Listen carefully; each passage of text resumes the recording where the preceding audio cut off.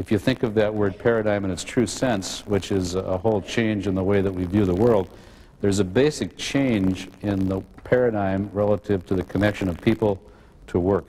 And it plays out in several different dimensions. And all the things you talked about, global competition, new management who take actions often that old management are psychologically doing.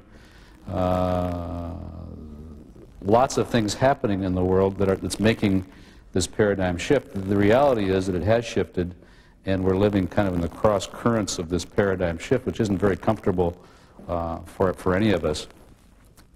I'm going to turn this machine on now, and hopefully you'll be able to see some of these overheads. Okay, well, let me tell you a bit about what I'm talking about, paradigm shift. One of the things I learned when I was growing up as a young family therapist, which is one of the jobs I had from an old and I think seasoned woman therapist, was to take literal messages symbolically and symbolic messages literally, particularly in troubled times. When you think about the jobs that you have dealing with people in troubled times, if you think of those messages you hear from yourself and others that are literal, taking them symbolically, and those that are symbolic, taking those literally. For example, I recently spent about a half a day with a senior executive. As a matter of fact, this person was from Canada. He was in Calgary, so he's an out-of-towner. And he was the chief operating officer of a very large organization. And I asked him, what's it like to work here? Tell me what it's like to be here in this organization. And he said to me, you'd think that he'd say it's great, it's wonderful. He said, it's like a jail. It's a prison.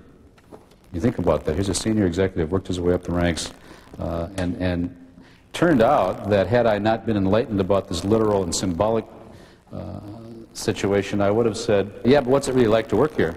But I chased that a little bit, and I said, you know, if it's a prison, is there parole? How do you know if you're on the inside or the outside?